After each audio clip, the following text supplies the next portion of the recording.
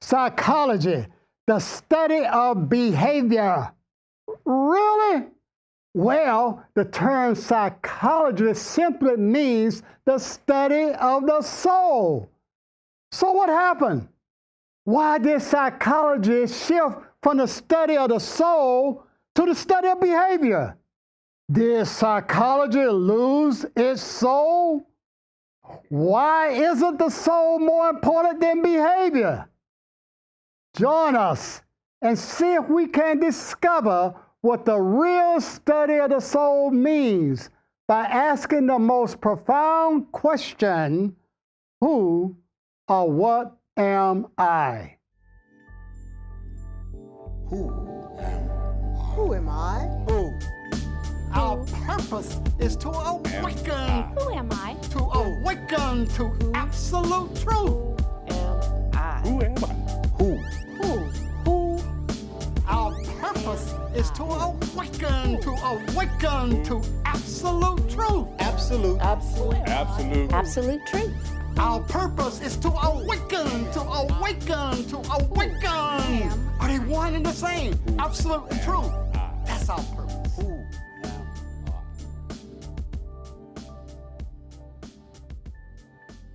Psychology. And then you major in psychology. I mean, you want to claim it or not? You know, well, you had probably psychology 101. Y'all know how to spell Freud?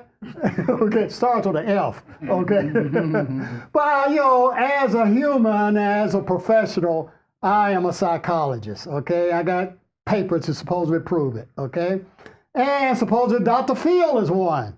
Okay, and they teach you at Harvard and Columbia and Berkeley and Stanford, you know, psychology, all right?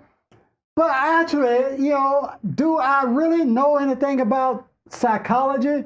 The study of the soul, all right? That which is, you know, the essence of it all, okay? This is what we're really trying to get to. In the last show, we were looking at chemistry, physics, you know, what was biology and theology, and we were saying, you know, they're all respectable fields, and obviously I respect psychology. I mean, I was head of the Georgia Psychological Association, as well as, you know, president of the licensing board. So I respect the field as far as it can go, okay? But this is what you have to understand. Anything that is of the human mind is limited. Okay, I don't care, you know, if you said God. When you said God, you got a limited concept because it's a thought. It's a concept. Yeah, Gloria. Are we saying that soul is the same as God or infinite or all? Yes. Okay. All right. What is it that is the essence of everything? Okay. You can call it, another word for it may be substance. All right? You know, for instance, chemistry. Archibald, you know a little bit about that. You know, McBay, you know, you got a B or A out of McBay, okay? I'm glad you said a little bit. Yes, chemistry starts with a C, okay?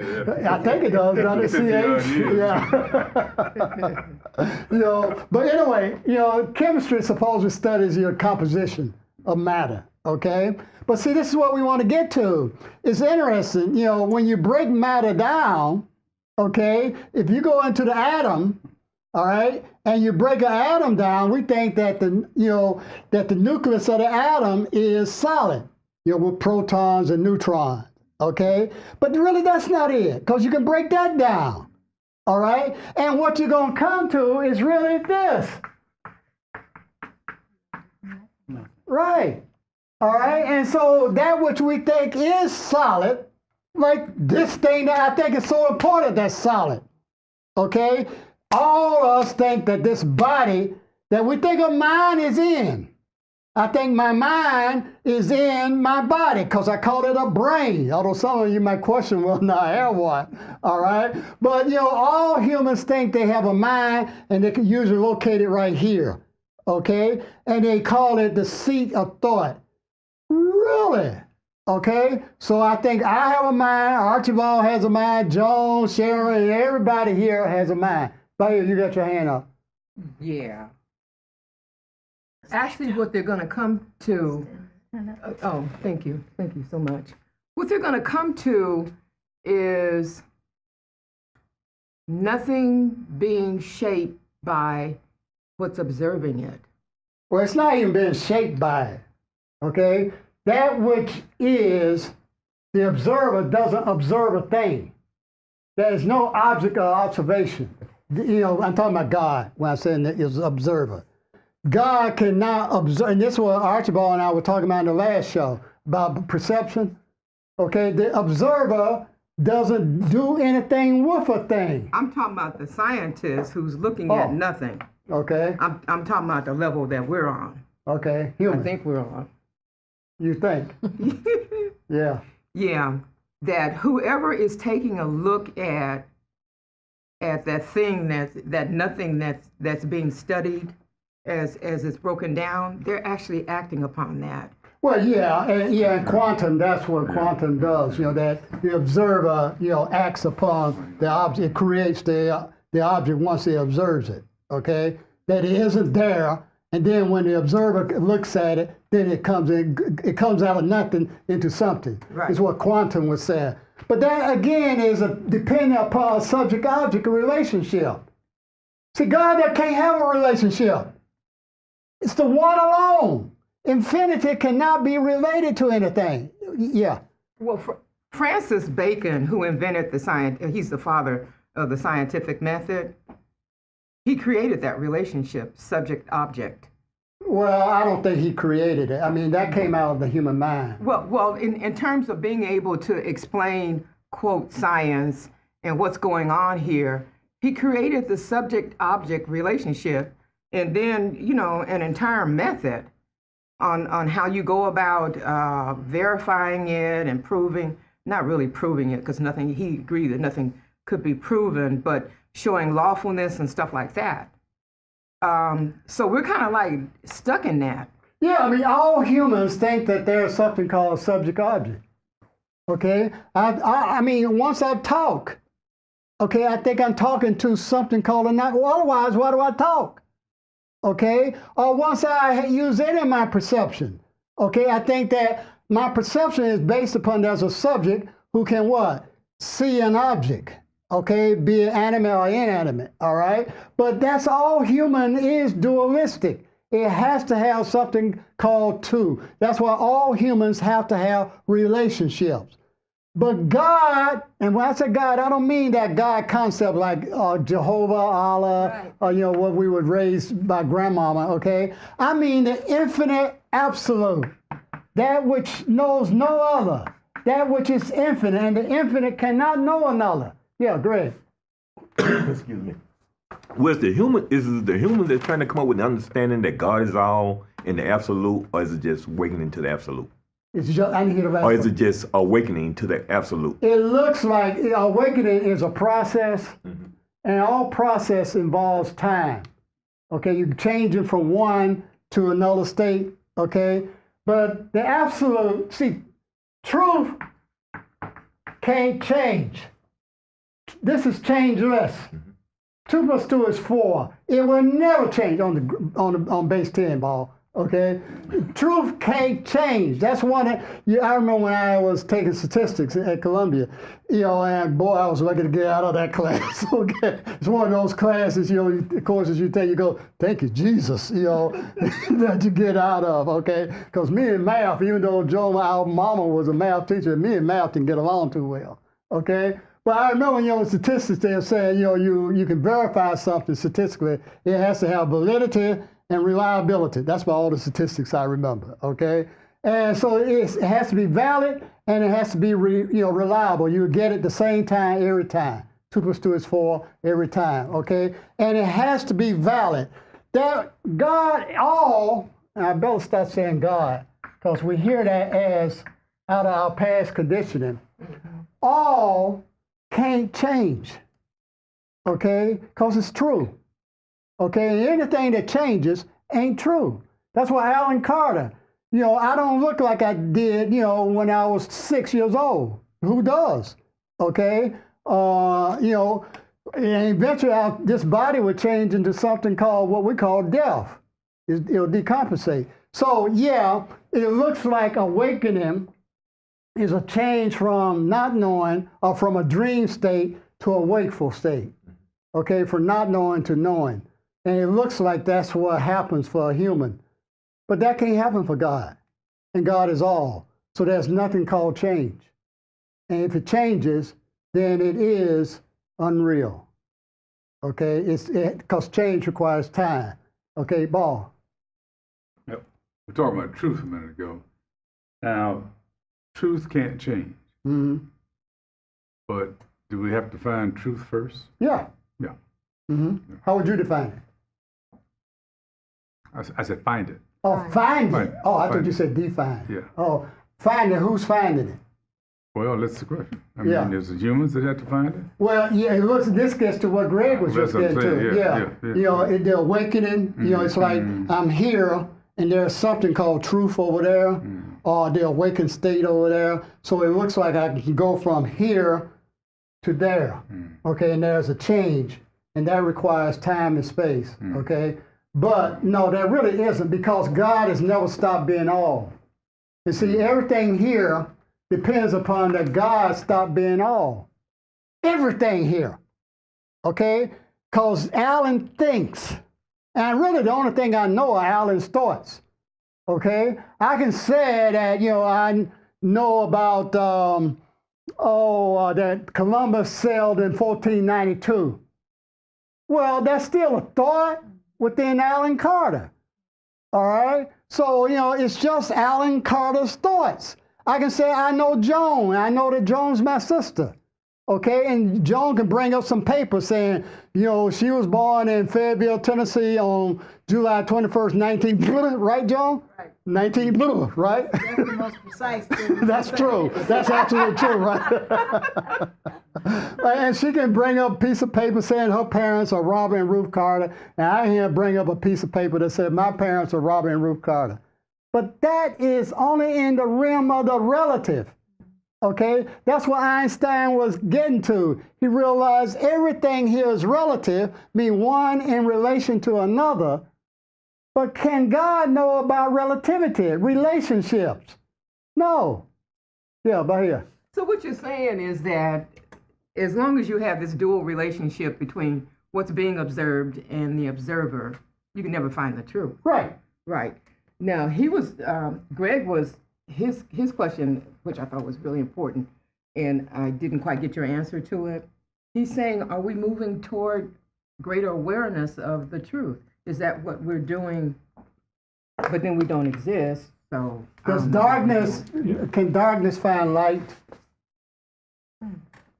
Okay, well then what's going on? Nothing but light. See, darkness is nothing but the absence of light. Okay? And Alan Carter is the absence of God. Okay? But can there be an absence of all? So Alan Carter is darkness. Jesus is darkness. Okay? In a human thought. And Jesus is really just a thought within Alan Carter. Okay? I can say Jesus walked around 2,000 years ago in a place called, you know, Nazareth or wherever it was that, you know, I can say that. But again, that's just a thought within Alan Carter that is time-based and basically saying there was a time going back 2,000. Even now you mentioned quantum. In quantum, you know, because we tend to think of time as linear and we go from, you know, from here to, time unfolds into the future. In quantum, time can go back into the past. It's instant. It's Yeah, everywhere at and the it can same go time. into the past. Okay, it appears. So that's, you know, and that's physics. Okay? I mean, that's supposedly, you know, part of, you know, what we call a science, all right? So the thing is, you don't know what it is because you're totally ignorant. You, as a human, Alan Carter is totally ignorant. Ignorant meaning I'm ignoring that which is present. And that which is present is truth or all or God. Joan, you had your hand up and then Greg. All of this has to still, I go back to, all of this has to still be played on the human identity ball field. Yes. And as such, you know, we are so into this as ourselves maybe the simple solution is, in all of these struggles and all of this we're talking about, we just got to get over ourselves. Yeah, exactly. It ain't important. Look, my kingdom isn't of this world. Somebody said that. Yes. Okay. Yeah, and that's in that book that Grandma likes so much. Okay. If it's in this world, it's not my kingdom. So since you think you're in this world, because you think, have fun. Yeah. I mean, see, Sigmund Freud, getting back to psychology, Sigmund Freud said that the basis of the human mind is anxiety, okay? Which means fear and throwing a little guilt in there. Actually, guilt comes out of fear. But anyway, fear being the most basic emotion, okay? So, you know, if we all have this anxiety and we worry, I don't have enough money, you know, what are they going to say about me? Oh my God, my husband may leave me. Hope he does. My wife does. You know, leave me the insurance policy, whatever. You know, but you know, we get caught up in the soap opera of life, and you know, we are, you know, just going from, you know, oh my God, oh my God, oh my God, oh my gods. Okay, but like you're saying, Joan, if there ain't nothing to worry about, you're already in heaven. You're not really in heaven. You're already perfect. Ain't nothing wrong with you. You have never sinned. You can never sin. You have never been hurt. Nobody could ever hurt you. Can you hurt God? Can God sin? And you know, any religious person would say, no, God can't sin. But I did last Saturday night. Okay? But Jesus died for my sins. And I've been, you know, born again and washed in the blood and all of that. You know, that's a nice story. It's as true as Cinderella. Okay, it is, okay, but enjoy it. I mean, I'm not trying to attack the religion, but get to the basis. What's the basis of truth? Okay, ask your preacher that. Okay, and see if he's gotten to that. And if he just says it's in the, you know, the Bible, or you just got to have faith, well, that's psychology. That's nothing but psychology. Yeah, but Dr. Carter, I cannot accept that. I Okay. cannot accept what. I'll do what Joel said. So what? No, 1 second. 1 second. It's yeah, I will go and accept that. But there's a challenge with tools and methods and practice to go far beyond that, which is the observer, the watcher, and the spiritual discernments. Those are the power that take you there. But I'm not going to stop because of these problems, because they are immense problems. A human, I can say, you believe that we are crazy? Oh, I think if you think you're crazy. Okay? Well, that's the basis of all religions. So On the basis of anything human. all religions believe that there is something wrong with human. Look, That's what we're doing. Look, I taught, you know, I taught abnormal psychology for 5 years at Morehouse, okay? And one thing, in first class, I would tell them, you know, my students would come in, you know, and I'd say, all right, you're in an abnormal psych class. Get clear, anything you think is crazy, okay? I mean, it's not, I mean, it's all made up. Like I think I mentioned to you that when I was at Columbia grad school, you know, DSM, which is the book for classifying mental illnesses and so forth, at that time, homosexuality was considered a mental disorder, okay? Or back during slavery, if a slave ran away from his master, that was considered insane. All right, so you have to ask who's making these rules up. Yeah. Well, some man, usually it's men, okay, and you know some human has made it up and says this is the standard. I know there's got to be a standard to get on I-85. I got to have some rules. Okay, you got to be crazy too. Friday at 5 o'clock. Okay, but I mean, yeah, you know, if we drive on the right side of the road, but in England they drive on the left side. That's because they made that up. Okay, and it's just to help organize things for humans. I realize that, but we are not. We're trying to see what's the basis of truth, of God. Tell me a more important question than that. You know, ask somebody, ask your preacher, ask some PhD or whoever. What's the basis and what's the limits of what you know? All right? And then have a conversation. Yeah, by here. So the basis of truth is that everything is everything, or the only thing that exists is all. Yes. So there are no, and all doesn't have rules,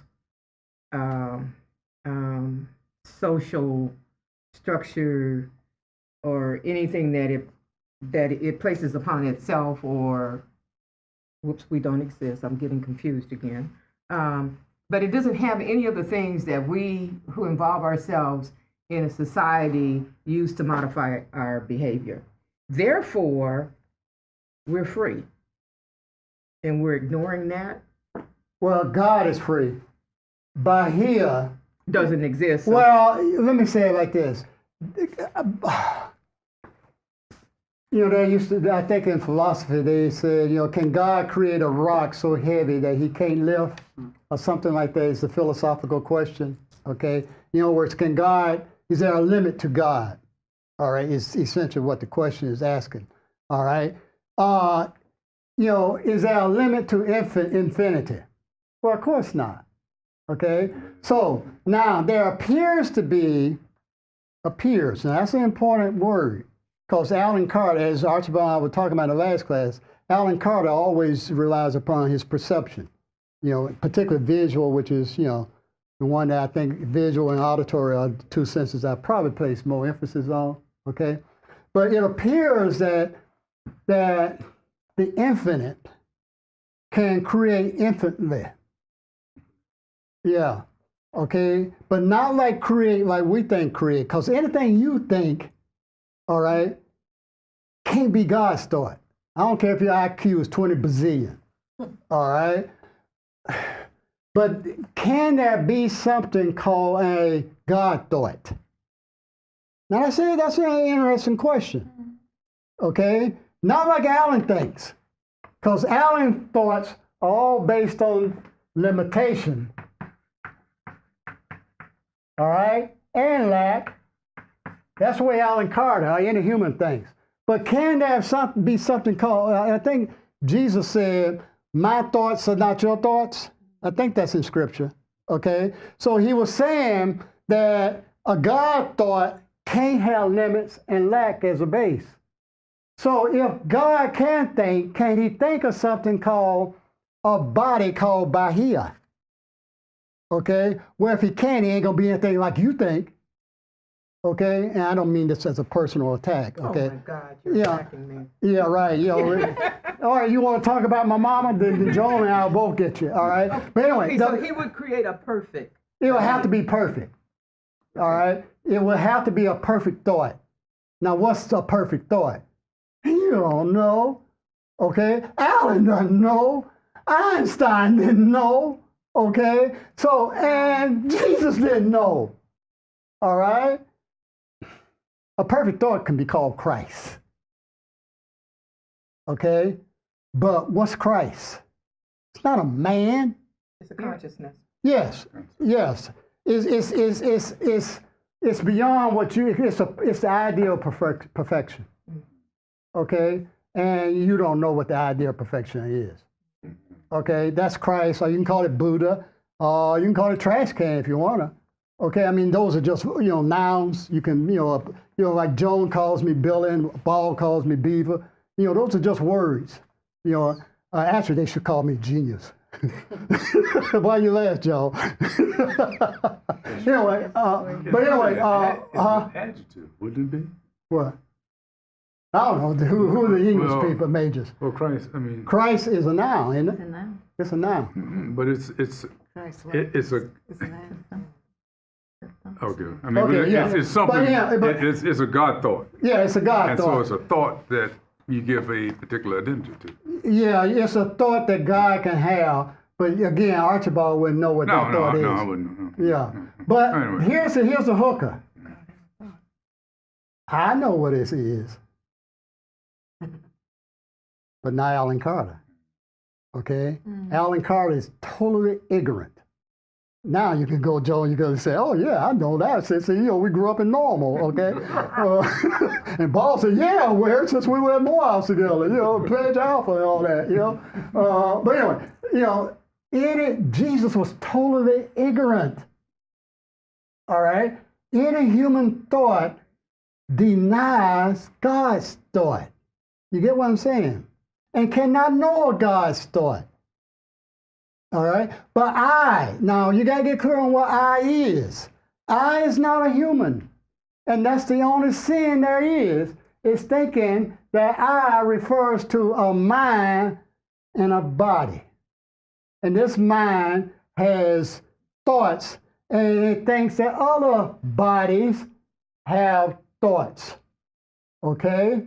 And that there's a big thought maker that I could call God or Jehovah, and he's always, looking and seeing what I'm doing. Well, one time he had a book, but now I guess he has a computer, a Mac, whatever you got, with Microsoft or whatever. Okay, but anyway, he's recording everything Alan Carter does, so that on Judgment Day I'll get to him. He goes, hey, I know what you did Saturday night. You go to hell. All right, or whatever, okay? Now that's just as much truth in that as there is to Mickey Mouse and Donald Duck, okay? It's just a made-up story to essentially validate that this is real, that my thoughts are true. And I will not give up my thoughts because I think that they are true. I'm willing to admit some are false, but my opinions about Donald Trump. Okay, I just got the signal to wind this up, okay? This is good. I'm the insane psychologist, okay? But, have a little fun, but also make it about God. Because don't deny yourself. Don't deny your true self by thinking that you are human. Keep asking, who is this I that thinks it knows something? The Bible says man was made in the image of God. Jesus said, I too had a power to do miracles. Even New Thought teachers say you create your own reality. So why do I think I am less than God? Well, we explore why and what you can do about it. Maybe nothing, or maybe everything. Join Dr. Alan Carter for another exhilarating workshop entitled, Why Do I Think I'm Less Than God? Saturday, September 23rd. Visit drallencarter.com for ticket information. Spots are limited, so register today.